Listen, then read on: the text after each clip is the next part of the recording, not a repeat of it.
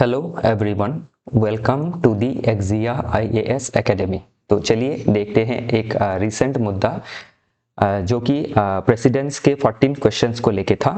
तो honourable president ने under article 143 14 जो क्वेश्चंस है वो रेफर किए थे टू ऑनरेबल सुप्रीम कोर्ट, और उसमें ऑनरेबल सुप्रीम कोर्ट ने 14 क्वेश्चंस में से 12 क्वेश्चंस का जो आंसर है वो दिया है। और ये आपका एक कॉन्स्टिट्यूशनल मुद्दा था, तो इसीलिए क्या है, ये एग्जाम के लिए इम्पॉर्टेंट हो जाता है आने वाले समय पे, वो चाहे आपका यूपीएससी हो या फिर स्टेट पीसीएस का एग्जामिनेशन हो। तो डिफरेंट आर्टिकल चर्चे में आई है। जो फ्रिक्शन है बिटवीन एग्जीक्यूटिव एंड जुडिशरी, जो फ्रिक्शन है in our federalism between centre and state, उसके पर्सपेक्टिव से ये टॉपिक जो है काफ़ी इम्पॉर्टेंट रहने वाला है। तो इसमें main argument and substantive part of this article क्या है, तो जो फ्रिक्शन है between state legislature and governors, की स्टेट लेजिस्लेचर जो है वो अपना जो बिल है उसको पास करती है, उसको लॉ बनने के लिए गवर्नर साहब का एसेंट चाहिए होता है। तो उस बिल में जो ऑनरेबल गवर्नर है उनका अगर एसेंट नहीं होता है तो उससे क्या है, जो स्टेट गवर्नमेंट है वो फंक्शन नहीं कर पाती है। तो ऐसा जो मुद्दा है वो आपके करंट में चल रहा था, स्पेशली जो आपके स्टेट है लाइक तमिलनाडु, केरला, पंजाब, वेस्ट बंगाल, इनको लेके। तो उसमें क्या हुआ, ऑनरेबल सुप्रीम कोर्ट में बाय तमिलनाडु गवर्नमेंट आपका केस फाइल किया गया था regarding discretionary power of governor. तो उसी में एक जजमेंट आया था 8 अप्रैल 2025 को, और उसमें क्या किया, केस का नाम है state of Tamil Nadu versus governor of Tamil Nadu. तो ये 2 जजेस बेंच थी, और इन्होंने क्या किया था, एक टाइमलाइन बांध के दे दिया था कि 3 महीने के अंदर आपके गवर्नर को एज वेल एज प्रेसिडेंट को जो बिल रहेगा जो पास किया गया है बाय स्टेट लेजिस्लेचर, उसमें एसेंट देना होगा, मतलब अपनी सम्मति देनी होगी। और अगर सम्मति नहीं देते हैं तो आर्टिकल 142 के तहत ये डीम्ड एसेंट मान लिया जाएगा कि एसेंट मिल चुका है। तो ये जब 8 अप्रैल 2025 का जो जजमेंट आया था इस पर्टिकुलर केस में, तो इसमें क्या हुआ, इसने एक आपका कॉन्स्टिट्यूशनल डिबेट को खड़ा कर दिया। और उसी के बाद क्या हुआ, हमारे कॉन्स्टिट्यूशन के आर्टिकल 143 के तहत प्रेसिडेंट महोदया ने 14 क्वेश्चंस रेफर किए to the honourable Supreme Court की क्या ये सही है कि जुडिशरी आपके जो एग्जीक्यूटिव स्फेयर में, और वो भी गवर्नर और प्रेसिडेंट जैसे जो कॉन्स्टिट्यूशनल पोजीशन है उनको डिक्टेट कर रही है। तो तब ये जब 8 अप्रैल का जो किस्सा था, उसके बाद क्या हुआ, फिर से जब आपका आर्टिकल 143 के तहत 14 क्वेश्चन रेफर किया गया, तो उस 14 क्वेश्चन के ऊपर बहुत सारा बहस हुआ ऑनरेबल सुप्रीम कोर्ट में। और उस बहस के बाद अंत में जो एडवाइजरी ओपिनियन है वो आपकी 20 नवंबर 2025 को आई, और उसको किसने दिया, ऑनरेबल सुप्रीम कोर्ट के कॉन्स्टिट्यूशनल बेंच ने दिया। कॉन्स्टिट्यूशनल बेंच क्या होता है, जिसमें 5 जजेस होते हैं, मिनिमम 5 जजेस होते हैं। तो 5 जजेस कॉन्स्टिट्यूशनल बेंच ने उनका जो आपका एडवाइजरी ओपिनियन है क्या दिया, वो हम इसमें देखेंगे। तो एक तो जो आर्टिकल 200 है, तो आर्टिकल 200 क्या है, जो गवर्नर रहते हैं स्टेट में, गवर्नर को जब स्टेट लेजिस्लेचर से पास किया हुआ एक बिल आता है तो उनके पास ये सारी ऑप्शंस रहती है। नंबर 1, वो बिल को एसेंट कर सकते हैं, मतलब अपनी सम्मति दे सकते हैं। दूसरा, जो एसेंट है उसको नहीं दे सकते हैं, रोक के रख सकते हैं, विथहोल्ड करके रख सकते हैं। और इसी के साथ तीसरा है कि रिटर्न द बिल को रिटर्न कर सकते हैं to the legislature with comments या फिर विथ आंसर या फिर रिप्लाई। लेकिन ध्यान रखिएगा, मनी बिल को रिटर्न नहीं कर सकते हैं, उसमें एसेंट देना जरूरी है। फोर्थ क्या कर सकते हैं, reserve the bill for consideration of the president. तो ये 4 ऑप्शंस रहती हैं गवर्नर के पास अगर स्टेट लेजिस्लेचर ने एक बिल पास किया है तो, assent to the bill, withhold assent, और return the bill with comment, और reserve the bill for the consideration of the president. और ध्यान रखिएगा, कोई भी बिल रिजर्व नहीं किया जा सकता है, ऐसे बिल होने पड़ेंगे जिसमें कोई ग्रेट कॉन्स्टिट्यूशनल आपकी थ्रेट हो, कि कॉन्स्टिट्यूशन के प्रिंसिपल के अगेंस्ट हो, तभी रिजर्व किया जा सकता है। और जब रिजर्व कर दिया जाता है तब प्रेसिडेंट के पास आर्टिकल 201 के तहत पावर रहता है। तो अभी क्या हुआ, ये जो 8 अप्रैल का जजमेंट था, ये क्यों आया था? क्योंकि जो गवर्नर थे तमिलनाडु के, उन्होंने लगभग 10 बिल को कई समय से पेंडिंग रखा था, और इसी पेंडेंसी के वजह से तमिलनाडु की गवर्नमेंट जो है वो फंक्शन नहीं कर पा रही थी। क्योंकि गवर्नमेंट को अर्थात एग्जीक्यूटिव को फंक्शन करने के लिए क्या चाहिए? लॉ चाहिए, और लॉ बनने के लिए स्टेट लेजिस्लेचर के द्वारा पास किया गया बिल को गवर्नर को साइन करना जरूरी होता है। तो इसीलिए क्या हुआ, ये जो एक आपकी डेडलॉक वाली सिचुएशन थी उसको 8 अप्रैल में तोड़ दिया गया था। कैसे? टाइमलाइन देके 3 महीने का समय दे दिया गया था governor as well as president को कि 3 महीने के अंदर उनको वर्क करना है पर्टिकुलर बिल के ऊपर, नहीं तो वो उसमें एसेंट मान लिया जाएगा। और इसको कौन से आर्टिकल के तहत किया गया? आर्टिकल 143। तो 143 सुप्रीम कोर्ट क्यों यूज करती है? To do complete justice. तो अभी इसमें ध्यान रखिएगा, आर्टिकल 200 हमने देखा गवर्नर का पावर, 201 प्रेसिडेंशियल जब रेफरेंस होगा, 143 जिसमें प्रेसिडेंट कोई कॉन्स्टिट्यूशनल क्वेश्चंस रहे, कोई एडवाइस सीख करना हुआ तो ऑनरेबल सुप्रीम कोर्ट को क्वेश्चंस भेज सकते हैं, और जो आंसर आएगा ऑनरेबल सुप्रीम कोर्ट से वो बाइंडिंग नहीं है अंडर आर्टिकल 143, ध्यान रखिएगा। और 142 क्या है? जब कंप्लीट जस्टिस करना होता है। तो इसमें 8 अप्रैल का जो जजमेंट था उसमें 142 का इस्तेमाल किया गया था।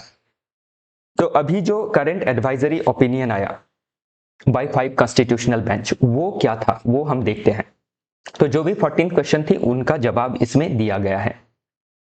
तो नंबर 1 ये कहा गया कि डिस्क्रिशनरी पावर है किनके पास? गवर्नर के पास, और वो डिस्क्रिशन उनके पास है जो कि बाउंड नहीं है। तो कोई आपका अगर बिल आता है तो उसमें जो गवर्नर है वो बाउंड नहीं है उसमें एसेंट देने के लिए, ये उनका एक डिस्क्रिशनरी पावर है। जो जुडिशियल टाइम लिमिट्स दिया गया था 3 महीने का, उसको हटा दिया गया कि कोई टाइम लिमिट जुडिशरी नहीं बांधेंगी। क्यों? क्योंकि कॉन्स्टिट्यूशन में ऐसा कोई टाइम स्पेसिफाई नहीं किया गया है। तीसरा अगर देखें तो लिमिटेड जुडिशियल रिव्यू रहेगा। तो इसमें जो 8 अप्रैल को जो जुडिशियल रिव्यू करने के बाद 8 अप्रैल का जजमेंट आया था, उस जो टाइमलाइन को दिया गया था उसको इसमें टाइमलाइन को हटा दिया गया। दूसरा ये भी कहा गया कि जो जुडिशियल रिव्यू रहेगा वो लिमिटेड रहेगा, और ये कहा गया कि to an large extent, largely जो आर्टिकल 200 है जिसमें गवर्नर साहब को पावर मिला है, तो उस आर्टिकल 200 को कहा गया कि लार्जली नॉन जस्टिसेबल है। लेकिन इसमें यह भी कहा गया however in case of prolonged and unexplained inaction, लेकिन ऐसा भी नहीं है कि जो गवर्नर साहब है वो कुछ एक्सप्लेनेशन भी नहीं देंगे और बहुत लॉन्ग समय तक उसको डिले करते रहेंगे। तब क्या है, उसमें लिमिटेड जो जुडिशियल रिव्यू है वो किया जा सकेगा बाय जुडिशरी, और जुडिशरी उसमें लिमिटेड मैंडामास देगी। मैंडामास मतलब कमांड करेगी कि ये पर्टिकुलर जो इतना प्रोलॉन्ग्ड हो रहा है, अनएक्सप्लेन्ड है, इनएक्शन है, इसको दूर करना है। तो अगर ये क्या होगा, आप समझ लीजिए कि rarest of the rarest circumstances में ऐसा किया जा सकता है बाय जुडिशरी। तो इसमें जुडिशरी ने अपने आप को थोड़ा मिनिमाइज किया है बाय सेइंग कि ये आपका लार्जली नॉन जस्टिसेबल है, और इन फ्यू केसेस ही ये इस्तेमाल किया जा सकेगा judicial review in case of article 200। Then जो डीम एसेंट का जजमेंट आया था 8 अप्रैल को, उसको भी रिजेक्ट कर दिया कि SC ruled that Article 142 cannot be used to substitute the power of the governor and president, कि गवर्नर और प्रेसिडेंट का जो पावर है उसको सब्सटीट्यूट करने के लिए आर्टिकल 142 का इस्तेमाल हम नहीं कर सकते हैं, ये इनवैलिड रहेगा। तो इसीलिए क्या है, जो 142 के तहत जो जजमेंट दिया गया था उसको ओवरटर्न कर दिया गया कि डीम एसेंट अभी से नहीं माना जाएगा। जो गवर्नर है उनका डिस्क्रिशनरी पावर रहेगा, जो प्रेसिडेंट है उनका डिस्क्रिशनरी पावर रहेगा। नेक्स्ट उन्होंने मतलब ऑनरेबल सुप्रीम कोर्ट के 5 जजेस बेंच ने, स्पेशली जस्टिस BR गवई जी ने ये कहा कि जो आपका टाइमलाइन अगर इंपोज कर दिया जाता है एग्जीक्यूटिव के ऊपर, गवर्नर के ऊपर, governor is a part of executive, अगर एग्जीक्यूटिव के ऊपर टाइमलाइन फिक्स कर दिया जाता है या फिर पार्लियामेंट को कोई टाइमलाइन फिक्स कर दी जाती है, तो इससे क्या होता है, violation of separation of power होता है। क्योंकि हमारी जो कॉन्स्टिट्यूशन है वो सेपरेशन ऑफ पावर के बारे में कहती है कि पार्लियामेंट का काम है लॉ बनाना, एग्जीक्यूटिव का काम है उसको एग्जीक्यूट करना, जुडिशरी का काम है उसको उसका जो कॉन्स्टिट्यूशनलिटी है उसको देखना।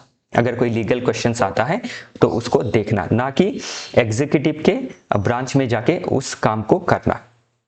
तो इससे सेपरेशन ऑफ पावर वायलेट होता है। तो इसीलिए क्या किया, imposing a timeline is the domain of the parliament. तो अगर एग्जीक्यूटिव के ऊपर अगर कोई टाइमलाइन देना है तो वो कॉन्स्टिट्यूशन को अमेंड करके पार्लियामेंट के द्वारा दिया जाएगा अंडर आर्टिकल 368, ताकि सेपरेशन ऑफ पावर प्रिंसिपल को बचा के रखा जा सके। फिर इसमें ध्यान रखिएगा, ये भी एक अच्छी बात कही कि एक रीजनेबल पीरियड लेकिन होना चाहिए, रीजनेबल पीरियड डॉक्ट्रिन, और जिसमें क्या है, governor at least as soon as possible, क्योंकि कॉन्स्टिट्यूशन में लिखा हुआ है एज सुन एज पॉसिबल, तो इसका मतलब यही है कि एक लिमिटेड टाइम पीरियड के अंदर, मिनिमम 3 महीने मैक्सिमम 6 महीने के अंदर उस पर्टिकुलर बिल के ऊपर वर्क करे। तो अगर कोई रूटीन बिल हुआ तो उसमें 1 मंथ में भी सफिशिएंट हो सकता है। कॉम्प्लेक्स इमरजेंसी बिल हुए तो उसमें 3-4 महीने अगर लगते हैं तो ठीक है। बाकी ये भी कहा कि जो गवर्नर साहब है उनके पास कोई पॉकेट वीटो नहीं रहेगा, no pocket veto. Pocket veto का मतलब क्या होता है कि जो विथहोल्ड, जो आपकी एसेंट को विथहोल्ड किया जाता है उसको इनडेफिनेटली करके रख देते हैं। जैसे तमिलनाडु के केस में जो गवर्नर साहब थे उन्होंने इसको लगभग साल भर से भी ज्यादा विथहोल्ड करके रखा था, जिसके वजह से ये पूरा मुद्दा जो है वो उभर के आया और हमारे फेडरलिज्म में एक क्वेश्चन उभर के आया कि जिस भी स्टेट में अपोजिशन पार्टी है उसमें सेंटर जो है थ्रो गवर्नर, क्योंकि गवर्नर को अपॉइंट किया जाता है बाय सेंटर, तो गवर्नर को सेंटर के हिसाब से गवर्नर चल रहे हैं, ना कि स्टेट के गवर्नमेंट के हिसाब से, ना कि स्टेट के पॉपुलेशन के मैंडेट के हिसाब से, ना कि कॉन्स्टिट्यूशन के हिसाब से। तो जरूरी क्या है कि कॉन्स्टिट्यूशन के हिसाब से फंक्शन करे, दूसरा जो चुनी हुई गवर्नमेंट है उसके हिसाब से काम करे, क्योंकि गवर्नमेंट के पास पीपल का मैंडेट है और ये डेमोक्रेसी को दर्शाता है। और इसी के साथ ये भी कहा गया कि जो इम्यूनिटी दी गई है under article 361 to the governor, तो इम्यूनिटी किस केस के लिए दी गई है, क्रिमिनल एंड सिविल केस के लिए। लेकिन जो ऑफिस ऑफ द गवर्नर है वो कॉन्स्टिट्यूशनल पोस्ट है, तो कॉन्स्टिट्यूशनल अगर कुछ ड्यूटी नहीं निभाते हैं तो उसमें जुडिशरी जो है वो संज्ञान ले सकता है, इसमें कंसर्न अपना जता सकता है। तो ये रहा जो पूरा आंसर है। ओके, तो जो भी चीजें हैं मैंने आपको बारीकी से पॉइंट वाइज बता दी है, इसको आप नोट भी कर सकते हैं, इसका स्क्रीनशॉट भी आप ले सकते हैं। नेक्स्ट है, अभी हम इसका थोड़ा हिस्ट्री देखते हैं, क्योंकि इस पूरे आर्टिकल को समझने के लिए जब हम हिस्ट्री देखेंगे तो इसको और हॉलिस्टिकली समझ पाएंगे। तो हिस्टोरिकल एवोल्यूशन अगर देखें इस इशू का, तो क्या है कि प्री इंडिपेंडेंस में जो गवर्नर का पोस्ट है उसको गवर्नमेंट ऑफ इंडिया एक्ट 1935 के तहत हम देख सकते हैं। तो गवर्नमेंट ऑफ इंडिया एक्ट 1935 क्या कहता है, प्रोविंशियल ऑटोनॉमी के बारे में कहता है कि प्रोविंस जो रहेंगे, उस समय जो प्रोविंस थी अंडर ब्रिटिश इंडियन गवर्नमेंट, तो उन प्रोविंसेस को ऑटोनॉमी दिया जाएगा, लेकिन उन प्रोविंसेस को सेंटर के जो एक रिप्रेजेंटेटिव है वो भी जो टॉप में रहेंगे, जो आपके कॉन्स्टिट्यूशनल हेड रहेंगे वो होंगे गवर्नर। तो गवर्नर का पोस्ट तभी क्रिएट किया गया, और गवर्नर को क्या है, बहुत सारा डिस्क्रिशनरी पावर दिया गया। और इस डिस्क्रिशनरी पावर की वजह से क्या है, बिफोर प्री इंडिपेंडेंस एरा से ही गवर्नर के डिस्क्रिशन पावर की वजह से सेंटर और स्टेट के बीच में, मतलब जो एक फेडरल रिलेशन है उसमें हम दरार देख सकते हैं, और वो अभी भी कंटिन्यू है। तो अभी जब हमारा देश आजाद हुआ आफ्टर लॉट ऑफ सेक्रीफाइस, तो कॉन्स्टिट्यूएंट असेंबली जो डिबेट था, तो कॉन्स्टिट्यूएंट असेंबली जो बनी, जिसको कॉन्स्टिट्यूशन बनाना था, तो कॉन्स्टिट्यूएंट असेंबली में बहुत सारा डिबेट हुआ, और डिबेट में ये था कि आर्टिकल 200 लाया गया, जो गवर्नर रहेंगे वो सेंटर और स्टेट के बीच में लिंक रहेंगे, एक लिंक मेंटेन करेंगे, और उनको आर्टिकल 200 के तहत क्या करना है, जो भी लेजिस्लेचर बिल पास करते हैं उसको एज सुन एज पॉसिबल उसमें एसेंट जो अपना जो सपोर्ट है, अपना जो सिग्नेचर है वो देना है। और ये उनका कॉन्स्टिट्यूशनल मोरालिटी रहेगा। तो कॉन्स्टिट्यूशनल मोरालिटी मतलब क्या कि कॉन्स्टिट्यूशन के प्रिंसिपल को फॉलो करके चलना, क्योंकि इतना ज्यादा एक डिग्निफाइड पोस्ट है। तो ये इंप्लाइड है या फिर अंडरस्टूड है कि जो इतने बड़े डिग्निफाइड पोस्ट में है वो किसी पार्टी आइडियोलॉजी के लिए या फिर पॉलिटिकल आइडियोलॉजी के लिए काम नहीं करेंगे, वो कॉन्स्टिट्यूशनल मोरालिटी के लिए काम करेंगे। इस ट्रस्ट की वजह से ही आर्टिकल 200 में एज सुन एज पॉसिबल लिखा गया है, जिसका अभी आप देख सकते हैं कि मिसयूज हो रहा है। पोस्ट इंडिपेंडेंस में अगर देखें तो इनिशियली जो गवर्नर थे वो लार्जली स्टेट जो काउंसिल्स ऑफ मिनिस्टर हुआ करती थी उनके एड एंड एडवाइस से काम करती थी, क्योंकि सिंगल पार्टी डोमिनेंसी था, सेंटर में हो स्टेट में हो। लेकिन 1967 में क्या हुआ, एक पॉलिटिकल अर्थक्वेक हम देख सकते हैं। पॉलिटिकल अर्थक्वेक मतलब क्या, बहुत ज्यादा जो ड्रास्टिक चेंजेस है वो आई, जिसमें जो रीजनल पॉलिटिकल पार्टीज है उन्होंने स्टेट में जो एग्जीक्यूटिव है, लेजिस्लेचर है, उसको कैप्चर किया, मतलब पॉपुलर मैंडेट उनको मिला, उन्होंने गवर्नमेंट फॉर्म किया। तो अभी इसी समय से जो दिक्कत है वो स्टार्ट हो जाएगा। क्यों हो जाएगा? बिकॉज सेंटर में डिफरेंट पार्टी है, स्टेट में डिफरेंट पार्टी है, तो डिफरेंट पार्टी की आइडियोलॉजी रूल कर रही है या फिर गवर्नेंस को, एडमिनिस्ट्रेशन को चला रही है। तो उससे क्या होगा, जो गवर्नर है पॉइंट ऑफ फ्रिक्शन बन जाएंगे उसी समय से। और इसी के बाद क्या है आपका, जैसे ये जो टेंशन रहेगा सेंटर स्टेट के बीच में रिगार्डिंग द फेडरल सेटअप, तो उसको ठीक करने के लिए क्या हुआ, ये जो भी टेंशन थी, सरकारिया जो कमीशन है वो बनी इन 1983 और इन्होंने रिपोर्ट दिया 1988 में। और इन्होंने जो पॉकेट वीटो है, मतलब गवर्नर जो एज सुन एज पॉसिबल में काम नहीं करते हैं, बहुत डिले करते हैं, तो उसी को कहा गया है पॉकेट वीटो, कि डिले करना इनडेफिनेटली। तो पॉकेट वीटो का इस्तेमाल जो है वो सही नहीं है, ये चीज सरकारिया कमीशन ने ऑब्जर्व किया। उसके बाद आया पुंची कमीशन। पुंची कमीशन 2007 में आया। इन्होंने भी आर्टिकल 200 को अमेंड करने के बारे में कहा। यहाँ सरकारिया कमीशन ने कहा सही नहीं है, पुंची कमीशन ने कहा कि आर्टिकल 200 को अमेंड किया जाए और आपके गवर्नर के लिए 3 महीने का समय बांध दिया जाए और प्रेसिडेंट के लिए 6 महीने का समय जो है वो बांध दिया जाए, ताकि जो बिल है वो पास होके एक्ट बने, और तभी स्टेट गवर्नमेंट क्या है फंक्शन कर पाएंगी। नहीं तो स्टेट गवर्नमेंट जो है वो डिसफंक्शनल रहेंगी, पॉपुलर मैंडेट को वो फुलफिल नहीं कर पाएंगी, just because of delaying by the governor. इसके बाद क्या है, कमीशंस के अलावा भी और इंपॉर्टेंट प्रेसिडेंट्स भी हम देख सकते हैं। तो जो जब भी सेंटर स्टेट के बीच में कोई कन्फ्लिक्ट होता है तो ये कन्फ्लिक्ट सॉल्व करने का ओरिजिनल जुरिस्डिक्शन रहता है ऑनरेबल सुप्रीम कोर्ट के पास। तो उसमें Shamsher Singh versus state of Punjab case 1974 का है। तो इसमें governor should act on aid and advice, ये चीज को कहा गया बाय ऑनरेबल सुप्रीम कोर्ट कि जो डिस्क्रिशन है वो स्पेसिफिक किसी केस में रहता है, वो एक्सेप्शनल है, लेकिन हर केस में अगर एड एंड एडवाइस नहीं लेते हैं, अपने डिस्क्रिशन से चलते हैं, तो उससे फेडरल जो फैब्रिक है वो खराब हो जाएगा। फिर आया नबम रेबिया केस ऑफ 2016। इसमें भी गवर्नर का जो डिस्क्रिशनरी पावर है उसको रेस्ट्रिक्ट किया गया। फिर आया state of Punjab versus principal secretary to the governor. तो ये केस है 2023 का, ये भी है बाय ऑनरेबल सुप्रीम कोर्ट। इसमें भी क्या हुआ, governor cannot seat on a bill. तो ऑनरेबल सुप्रीम कोर्ट ने रूलिंग दी कि governor cannot seat on a bill indefinitely, pocket veto का इस्तेमाल नहीं कर सकते हैं, उनको एज सुन एज फंक्शन करना होगा। नेक्स्ट आया के.एम. सिंह केस। तो ये के.एम. सिंह जो केस है 2020 का है, लेकिन ये स्पेसिफिकली पॉकेट वीटो को लेके नहीं है। ये केस है कि स्पीकर जो रहेंगे उनको डिस्क्वालिफिकेशन जो होता है मेंबर का अंडर एंटी डिफेक्शन लॉ, तो उसके तहत क्या है, डिस्क्वालिफिकेशन को 3 मंथ के अंदर डिसाइड करना पड़ेगा। तो ऐसी stipulated 3 month time for speaker to decide on disqualification. लेकिन ऐसा कोई टाइम लिमिट जो है वो लेजिस्लेशन के रिगार्डिंग नहीं दिया गया था, गवर्नर के जो आपके एसेंट के रिगार्डिंग नहीं दिया गया था, जो बाद में दिया गया इन 2025। और उसी को लेके फिर 14 क्वेश्चंस को रेफर किया गया बाय प्रेसिडेंट अंडर आर्टिकल 143, और उसी का आंसर अभी हम देख रहे हैं। तो रिसेंट अगर फेडरल टेंशंस देखें तो स्पेशली तमिलनाडु, केरला, पंजाब, वेस्ट बंगाल, तो ये जो भी स्टेट हम देख रहे हैं इसमें स्पेशली जो सेंटर में पार्टी रूल कर रही है और स्टेट में है वो डिफरेंट पार्टी से, तो इनके बीच में क्या है, एक आपका तनाव देखने को मिलता है because of difference of political ideology. Next देखते हैं challenges related to the issue. तो कौन से चैलेंजेस के बारे में बात कर रहा है? Regarding governors discretion. एक तो ध्यान रखिएगा कि जो कॉन्स्टिट्यूशन है उसमें एम्बिग्यूटी है, मतलब स्पष्ट रूप से ये लिखा हुआ नहीं है अंडर आर्टिकल 200 में कि कितने दिनों में जो है एसेंट दिया जाना है। एक फ्रेज मेंशन किया गया है एज सुन एज पॉसिबल। तो एज सुन एज पॉसिबल 1 महीने भी हो सकता है, 2 भी हो सकते हैं, 6 महीने भी हो सकते हैं।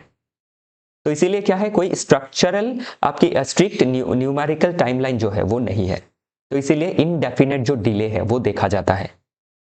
दूसरा है एक डेमोक्रेटिक जो डेफिसिट है वो हम देख सकते हैं, क्योंकि गवर्नर जो है वो आपके सेंटर के द्वारा अपॉइंटेड है, इलेक्टेड नहीं है। तो इसीलिए एक अगर अनइलेक्टेड जो अपॉइंटी है, जो कॉन्स्टिट्यूशनल पोस्ट को होल्ड कर रहे हैं, वो अगर आपके बिल्स को पास नहीं करते हैं, लेजिस्लेशंस को पास नहीं करते हैं, तो उससे क्या होता है, पॉपुलर मैंडेट को नेग्लेक्ट किया जाता है, डेमोक्रेसी को नेग्लेक्ट किया जाता है। क्योंकि जो स्टेट गवर्नमेंट जो बिल पास कर रही है वो आपकी अपने स्टेट लेजिस्लेटिव असेंबली में वो पॉपुलर मैंडेट के तहत कर रही है। ये हो गया दूसरा चैलेंज। तीसरा चैलेंज अगर देखें तो एक एडमिनिस्ट्रेटिव हम पैरालिसिस देख सकते हैं। For example education, health, police reform, इन सभी के लिए क्या है, लॉ लाना जरूरी है। और लॉ बनने के लिए जो बिल पास किया जाता है स्टेट असेंबली के द्वारा, उसको गवर्नर के द्वारा पास किया जाना जरूरी है। तभी क्या है, जो गवर्नेंस है वो फंक्शन करेंगी, अदरवाइज वो क्या होंगी, स्टक हो जाएंगी, और जो वेलफेयर है देश का वो नहीं हो पाएगा। इट मीन्स अल्टीमेट लॉस किसका है, डेमोक्रेसी का है, पॉपुलेशन का है, in this friction between executive and judiciary. दूसरा अगर देखें, चौथा है ये पॉलिटिसाइजेशन ऑफ कॉन्स्टिट्यूशनल ऑफिस। तो अभी क्या होता है, जो गवर्नर का पोस्ट है इनको क्या किया जाता है, स्पेशली रूलिंग पार्टी के जो मेंबर होते हैं, सीनियर मेंबर होते हैं, कोई जिन्होंने बहुत सारा कंट्रीब्यूशन किया है या फिर रिटायर्ड मेंबर होते हैं, उनको गवर्नर का पोस्ट दिया जाता है। और इससे क्या होता है, जो गवर्नर रहते हैं वो पॉलिटी जो भी डिसीजन लेते हैं वो बेस्ड ऑन पॉलिटिकल कंसिडरेशन होता है, और इस जो कॉन्स्टिट्यूशनल ऑफिस है इसका जो गरिमा है वो कम होता है। आगे अगर देखें तो एक पार्टीजन अपॉइंटमेंट होता है, जो भी अपॉइंटमेंट होती है पॉलिटिकल अपॉइंटमेंट होती है, जबकि जो आपका सरकारिया कमीशन हमने देखा था उसमें यह मेंशन किया था कि जो भी व्यक्ति गवर्नर अपॉइंट किए जाएंगे बाय सेंट्रल गवर्नमेंट, वो पर्टिकुलर जो पर्सनालिटी रहेंगी उनका कोई रिसेंट एक्टिव पॉलिटिकल बैकग्राउंड नहीं होना चाहिए, वो उस पर्टिकुलर स्टेट से नहीं होने चाहिए, उनका अपॉइंटमेंट के समय स्टेट गवर्नमेंट से, स्पेशली सीएम से जो कंसल्टेशन है वो होना चाहिए। तो आफ्टर ड्यू डेलिबरेशन ही अपॉइंटमेंट होना चाहिए, ना कि पॉलिटिकल अपॉइंटमेंट होना चाहिए। डिस्क्रिशनरी पावर अब्यूज, तो जो डिस्क्रिशनरी पावर है आर्टिकल 200 के तहत उसका अब्यूज हो रहा है वो हमने ऑलरेडी देखा। प्लस अगर और भी हम डिस्क्रिशनरी पावर देखें, जैसे आर्टिकल 356 है जिसमें प्रेसिडेंशियल रूल लगाया जा सकता है, उसका भी मिसयूज हम देख सकते हैं। देन है लैक ऑफ अकाउंटेबिलिटी, तो एक अकाउंटेबिलिटी का हम कमी देख सकते हैं। नो क्लियर रिमूवल प्रोसेस, जो क्लियर रिमूवल प्रोसेस नहीं है। जो गवर्नर होते हैं उनके लिए एक 5 साल का जो टेन्योर होता है वो फिक्स्ड होना चाहिए, ताकि उनका जो सर्विस का कंडीशन है वो उनको सिक्योरिटी प्रोवाइड करे। अदरवाइज क्या है, प्रेसिडेंट के प्लेजर में रहना मतलब सेंट्रल गवर्नमेंट के प्लेजर में रहना, तो इसीलिए बाउंड रहते हैं कि सेंटर के हिसाब से काम करे। और एक फेडरल इम्बैलेंस हम देख सकते हैं, क्योंकि बाय यूजिंग गवर्नर जो पावर है उसको सेंट्रलाइज कर लिया जाता है, और इसी के वजह से क्या होता है, रीजनलिज्म, सेपरेटिज्म, ये सभी जो टेंडेंसीज है वो बढ़ती हुई नजर आती है। और जुडिशरी में भी एक ओवरबर्डन देखा जाता है कि इस तरीके के डिफरेंट जो केसेस है वो कोर्ट में अभी भी डिफरेंट स्टेट के द्वारा पेंडिंग है या फिर चल रहे हैं, वैसा माहौल बना हुआ है। जो जुडिशियल ओवरबर्डन है वो देख सकते हैं। पब्लिक परसेप्शन भी ऐसा बनता है कि जो गवर्नर है इतना बड़ा पोस्ट है, कॉन्स्टिट्यूशनल पोस्ट है, लेकिन इस तरीके के जब मामले निकल के आते हैं तो इससे पब्लिक का परसेप्शन क्या बनता है कि गवर्नर एक रबर स्टैम्प है, एजेंट है ऑफ द सेंटर, और अंडरमाइन करता है जो डेमोक्रेसी का फेथ है उसको। नेक्स्ट देखते हैं लॉजिकल एंड फिलोसॉफिकल बेस। तो हम इतना क्यों देख रहे हैं, अब हम इतना समझते तो भी हो जाता मेन आर्ग्यूमेंट। लेकिन हम जब ध्यान दीजिएगा कि इन फ्यूचर में हम जैसे फेडरलिज्म मिथ है या रियलिटी है, ऐसे पूछा गया है, तो जब ऐसे आप लिखेंगे तो उसमें आपको क्या है, सब्सटेंटिव चीज़ें जो है वो देनी पड़ेंगी। आर्ग्यूमेंट्स में आपको मेन आर्ग्यूमेंट, देन आपका हिस्टोरिकल इवोल्यूशन, देन आपका चैलेंजेस क्या है, और लॉजिकल एंड फिलोसॉफिकल बेस क्या है, और इसके बाद वे फॉरवर्ड इसका क्या है। तो लॉजिकल एंड फिलोसॉफिकल बेस देखें तो हमारा देश जो है वो आपका नो डाउट कॉन्स्टिट्यूशन में नहीं मेंशन किया गया है फेडरल वर्ड को, लेकिन जो नेचर है जैसे डिवीजन ऑफ पावर है, तो उससे हमें पता लगता है कि हमारा देश में फेडरल कैरेक्टर है। और इस फेडरल कैरेक्टर को बचाए रखने के लिए आपके मॉन्टेस्क्यू का जो स्पिरिट ऑफ लॉ है, उसमें जो सेपरेशन ऑफ पावर का जो आइडिया दिया है वो हमारे देश में भी है। देन लॉक का जो सोशल कॉन्ट्रैक्ट है, तो सोशल कॉन्ट्रैक्ट क्या है, हमारा कॉन्स्टिट्यूशन जो है वो एक सोशल कॉन्ट्रैक्ट है। तो जो गवर्नर है उनको फंक्शन कैसे करना है, as per the provisions of our constitution, मतलब कॉन्स्टिट्यूशनल जो आपके प्रिंसिपल्स है, कॉन्स्टिट्यूशनल जो मोरालिटी है उसको मान के चलना है, अदरवाइज ये क्या होगा, ब्रीच ऑफ सोशल कॉन्ट्रैक्ट होगा। फर्दर अगर देखें तो हमें एक गोल्डन मीन लेना जरूरी है। तो गोल्डन मीन के बारे में किसने कहा है, एरिस्टोटलियन प्रीमाइसिस में ये बेस्ड है, या फिर आप बुद्ध का मध्यम मार्ग भी देख सकते हैं। ये सेंटर को जो है एक बैलेंसिंग रोल प्ले करना है, ना कि स्टेट की फ्रीडम को, ऑटोनॉमी को कंप्लीटली वाइप आउट करना है। फिर इसमें हम रूसो का जो है जे रूसो, उनका जो जनरल विल का कंसेप्ट है या फिर पॉपुलर सोवरेनिटी का कंसेप्ट है, तो उसके हिसाब से गवर्नर साहब को या फिर जो गवर्नर महोदया रहेंगी उनको अपहोल्ड करना है कॉन्स्टिट्यूशनल मोरालिटी को ओवर पार्टीजन विल। ये जो पार्टी का विल है उसको हमें फॉरवर्ड नहीं करना है, बिकॉज हमारे देश में रूल ऑफ लॉ है, कॉन्स्टिट्यूशन है, कॉन्स्टिट्यूशन के हिसाब से चलना है, ना कि एक पर्टिकुलर आइडियोलॉजी या फिर पर्टिकुलर गवर्नमेंट के हिसाब से चलना है।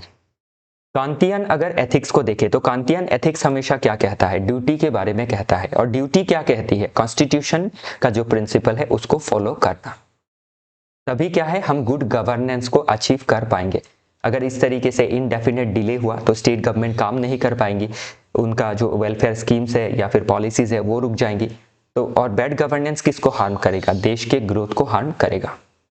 तो अभी इसमें देखेंगे हम वे फॉरवर्ड इसका क्या हो सकता है। तो वे फॉरवर्ड में ध्यान दीजिएगा कि एक कॉन्स्टिट्यूशनल अमेंडमेंट लाना जरूरी है as per Sarkaria commission, Venkatachaliah commission, Punchhi commission. तो इन्होंने कहा था कि आर्टिकल 200 जो है उसमें अमेंडमेंट आना चाहिए, और एक टाइम लिमिट जो है वो सेट करनी चाहिए फॉर गवर्नर, 3 मंथ उनको एक्ट करना है। अगर प्रेसिडेंट को रेफर करते हैं तो प्रेसिडेंट को भी 6 मंथ के अंदर उसके ऊपर एक्ट करना है। फिर जो डिस्क्रिशनरी पावर है उसको कोडिफाई करना है कि कितना डिस्क्रिशन यूज किया जा सकेगा, ताकि हम जो आर्बिट्रेरी यूज ऑफ पावर है, मनमना स्वभाव जो है उसको हम प्रिवेंट कर सके। फिर जो अपॉइंटमेंट है गवर्नर का, उसमें रिफॉर्म होने चाहिए। तो रिफॉर्म में क्या है, स्पेशली चीफ मिनिस्टर को इन्वॉल्व करना। ओके, फिर यही कहीं मेंशन होगा टेन्योर जो है गवर्नर का, उसकी सिक्योरिटी को प्रोवाइड करना, कि टेन्योर का सिक्योरिटी रहेगा कि 5 साल तक उनको कोई नहीं हटा सकते हैं।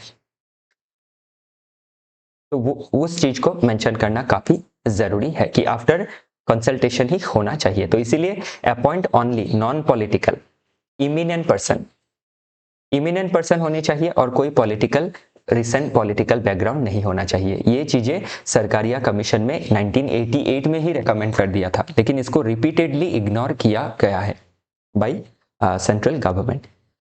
और इसी के वजह से हम क्या है, जुडिशियल एक्टिविज्म देख सकते हैं। और जुडिशियल एक्टिविज्म जो है वो जरूरी भी है, ताकि गवर्नर का जो पावर है उसमें चेक लगाया जा सके और कॉन्स्टिट्यूशनल प्रिंसिपल को हम एडहियर कर सकें। तो इसमें अभी स्ट्रिक्ट टाइमलाइन के बारे में ऑलरेडी मैंने मेंशन किया था, ये पॉइंट डबल हो गया।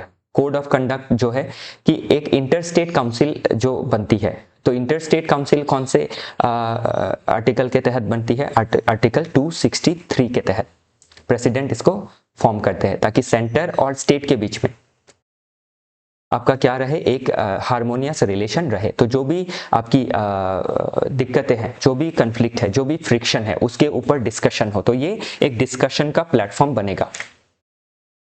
नेक्स्ट है जस्टिशियबिलिटी। और जस्टिशियबिलिटी में क्या है कि एक्सप्लिसिट रूलिंग देना है। About president's inaction on reserve bills, तो इनको सब्जेक्टेड टू जुडिशियल रिव्यू रखना जरूरी है ताकि आर्बिट्रेरी पॉकेट विटोज का इस्तेमाल ना किया जा सके। टेन्योर के बारे में ऑलरेडी बोला, जुडिशियल ओवरसाइट जो है वो भी मैंने कहा ही है, और बेस्ट प्रैक्टिसेस को फॉलो करना है, जैसे कंट्रीज लाइक ऑस्ट्रेलिया, कनाडा। तो जो सेरेमोनियल रोल है, कनाडा में भी गवर्नर होते हैं प्रोविंस में, तो उसमें एक सेरेमोनियल रोल है, ना कि जो प्रोविंस है उसके काम में अड़चन लाते हैं। और मॉनिटर करते रहना है, एनुअल रिपोर्ट बनाना है ऑन गवर्नर के एक्शन के ऊपर बाय इंटरस्टेट काउंसिल, ये जो इंटरस्टेट काउंसिल फॉर्म होगा उसमें। तो ये पूरा जो डिस्कशन है यहीं पे समाप्त होता है। तो मैंने ये चीज़ें आपको हॉलिस्टिकली बताई। अभी इससे क्या है, आप जो भी आर्टिकल मैंने बताई 200, 143, ओके, देन 142, देन और इसमें लास्ट में एक आर्टिकल बताया हुआ 361, देन ओके, देन आपका आर्टिकल 263, ओके, मैंने मेंशन नहीं किया इंटरस्टेट काउंसिल का, ये सभी जरूरी रहेंगी, और ओवरऑल जो जजमेंट है ये भी जरूरी रहेगा। आई होप चीज़ें आपको समझ में आई है।